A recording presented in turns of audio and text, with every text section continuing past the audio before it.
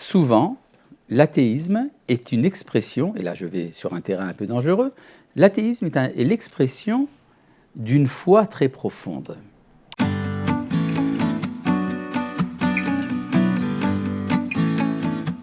Dieu existe ou n'existe pas? C'est la grande question qui est posée par la modernité.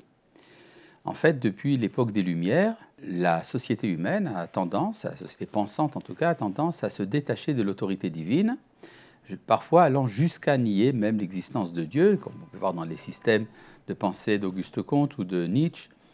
Mais de manière générale, on peut dire que l'homme moderne est un homme libéré, en tout cas c'est comme ça qu'il le vit. Il vit sa vie comme étant indépendante d'une volonté extérieure, la volonté même celle du Créateur. Évidemment, ce n'est pas l'option de tout le monde, mais c'est un courant de pensée extrêmement répandu.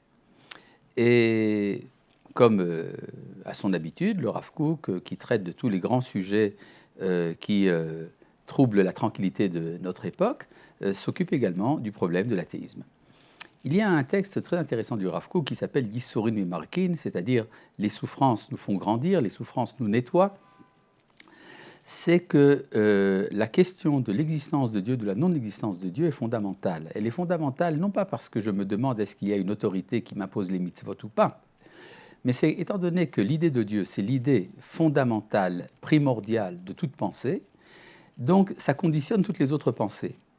Et se tromper par rapport à l'origine de toutes les pensées, ça entraîne une détérioration de toutes les pensées. Donc il est très important, quand on parle de l'existence de Dieu, de savoir de quoi il s'agit. Et il est très surprenant de voir qu'effectivement, il ne faut pas comprendre l'athéisme d'une manière primaire. Souvent, l'athéisme est une expression, et là je vais sur un terrain un peu dangereux, l'athéisme est l'expression d'une foi très profonde. En effet, qu'est-ce que c'est exactement que l'athéisme? Certains vous diront, Dieu n'existe pas. Alors, quelle est l'option contraire? Dieu existe. Mais ça veut dire quoi dans la pensée du croyant, Dieu existe? Le Rav Kook nous fait savoir une chose que nous devinons souvent, c'est que quand quelqu'un dit que Dieu existe, souvent ce qu'il dit c'est une forme d'idolâtrie. C'est en fait une sorte de caricature de l'idée de Dieu.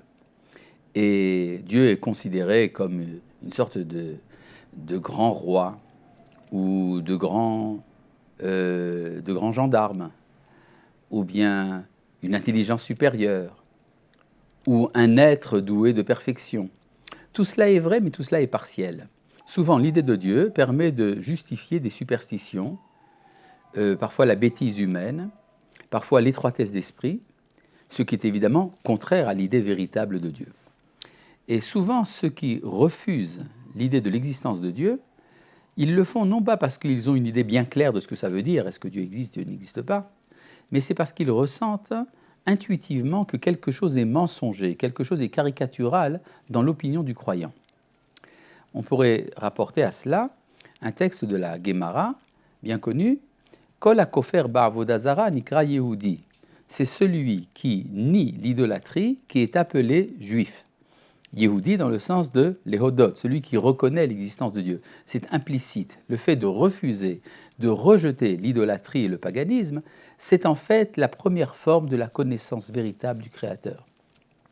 On pourrait même presque dire que notre ancêtre, Abraham, quand il a brisé les idoles, était considéré par les membres de sa génération, par l'humanité de l'époque, comme étant le pire des athéistes. C'est celui qui détruit tout ce qu'il y a de sacré. Cet homme n'a pas de valeur, il détruit même les idoles. Alors nous comprenons, nous, les enfants d'Israël, qu'en fait l'acte d'Abraham était un acte de foi, un acte de émouna pur et véritable. Mais il faut comprendre que par rapport à sa génération, ça peut être considéré comme quelque chose d'iconoclaste, quelque chose qui n'a aucun respect pour les valeurs admises par la société. Eh bien, on pourrait dire que souvent, donc, l'athéisme est une réaction à une forme caricaturale, je reviens là-dessus donc, une forme caricaturale déformée de la véritable émouna. Et donc on pourrait dire que parfois l'athéisme cache quelque chose d'extrêmement profond. On peut d'ailleurs pour cela avoir d'autres exemples. Par exemple, quand le Rambam, Maïmonide, en son temps a lutté contre l'attribution d'attributs corporels à Dieu. Il a été considéré comme un hérétique par certains rabbins.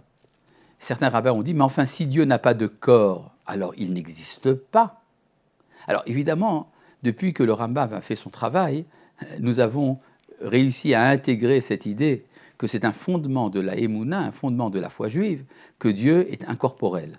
Mais vous vous rendez compte le travail que ça a demandé. Et entre-temps, une opinion comme celle du Rambam a pu peut-être amener certaines personnes à affaiblir leur Emouna.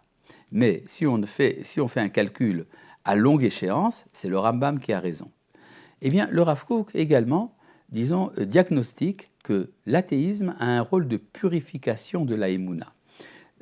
Souvent, nous avons besoin d'un nettoyage des scories, d'une conception de Dieu qui serait une sorte de monstre, une sorte de diable de l'enfer qui vient nous menacer de châtiment si on ne fait pas ce qu'il nous dit, une sorte de dictateur. Évidemment, ce n'est pas ça. Le Créateur du monde est celui qui, par sa miséricorde, veut le bien des hommes. Et même les châtiments font partie d'un projet qui fait avancer le bien dans le monde. Mais ce n'est pas toujours compris comme ça. Et donc, il a été nécessaire, à un moment de l'histoire, qu'il y ait une sorte de brise fraîche d'athéisme pour purifier la Emouna.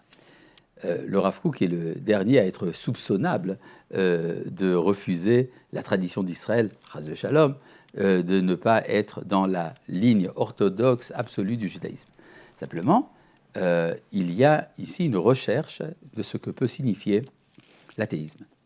Dans sa correspondance avec un ami d'enfance, Shmuel Alexandrov, le Rav Kook explique qu'il fut un temps où on pourrait dire que l'idolâtrie a été nécessaire pour l'avancement de l'humanité.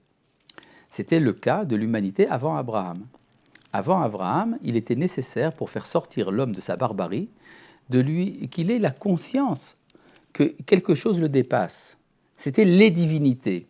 L'homme était encore incapable de la conception d'une unité. Donc il avait besoin de ce qu'on appelle des yirot, des craintes. Il avait besoin de craindre tel Dieu et encore un autre Dieu, pour donner une base stable à sa moralité. La grandeur d'Abraham a été de diagnostiquer qu'était venu le moment d'en finir avec tout ça et de parler au nom d'une seule crainte, la crainte d'un Dieu unique. Et de là arriver à l'amour du Dieu unique. Eh bien, ce genre de phénomène, de processus, se répète de temps en temps dans l'histoire, et c'est ce qui se passe de nos jours. Il y a également une conception, qu'on pourrait dire non pas caricaturale, mais infantile de Dieu, c'est celle des enfants. Les enfants qui parlent de Dieu au niveau de son naissance. Et on peut voir ça également dans la philosophie. Il y a également une version philosophique de cet infantilisme, c'est le panthéisme de Spinoza. Spinoza pense qu'il peut parler de l'essence même de Dieu. Il se comporte envers Dieu comme envers un problème de géométrie. Et là, à nouveau, le Rav Kook insiste dans son article Da'at Elohim, que pour comprendre de quoi on parle quand on veut s'approcher de la divinité, il faut connaître Dieu à travers les idéaux qu'il représente. Ha-idéalim ha-Elohim, ce que les kabbalistes appellent les séphirotes, et que certains philosophes appellent les idéaux. Et la connaissance de la relation envers Dieu par rapport à sa manifestation et pas par rapport à son essence, c'est à nouveau un progrès dans l'humanité.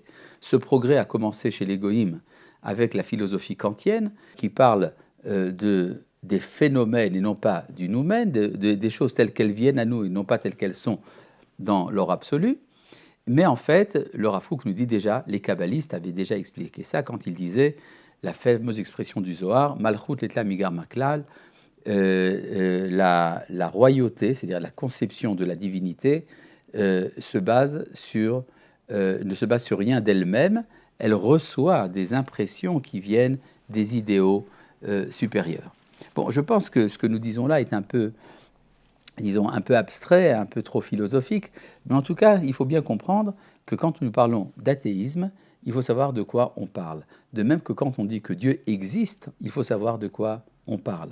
En effet, attribuer l'existence à Dieu est également un problème, parce que Dieu est incomparable. On ne peut pas dire que un objet, une chaise existe et que Dieu existe, c'est pas du tout la même chose. Alors dans ce cas-là, peut-être qu'il faudrait dire que Dieu n'existe pas. Non, parce que ne pas exister, c'est également une forme d'existence, une existence au niveau zéro. Donc si nous parlons du Créateur, nous parlons de celui qui est à l'origine de l'existence et de la non-existence, qui est à l'origine de l'être et du néant, comme disent les existentialistes. Eh bien, c'est exactement ce que disent les kabbalistes quand ils disent que Dieu est le Ensof, l'infini, et que l'absence, le Haïn, commence avec la séphira qu'on appelle Keter, et qu'après le Yesh, l'existence, commence avec la séphira qu'on appelle Chochma. Et donc, concevoir Dieu, en fait, est une sorte d'absurdité idolâtrique, et c'est pour ça que l'athéisme est venu de nos jours pour libérer l'homme des dernières scories, des dernières clipotes qui environnent la véritable Emouna. Quand on arrive à se libérer, c'est ce que dit le Rambam, quand on arrive à se libérer de tout attribut positif de la divinité, c'est là qu'on commence véritablement à le connaître. On peut dire que l'athéisme a eu également un rôle important dans l'époque moderne, c'est de prendre conscience de la liberté humaine. Alors évidemment, on n'a pas besoin d'être athée pour être libre, au contraire. Comme dit Rabbi Yehuda Halevi, Eved Hashem ou Levado Chofshi, il n'y a que le serviteur de Dieu qui est véritablement libre. Mais il a fallu à un moment où l'homme avait le besoin de se manifester dans sa pleine stature, et entre autres, le peuple juif avait besoin de se sentir libre, de bâtir Eretz Israël, alors il y a eu un certain rôle à l'athéisme.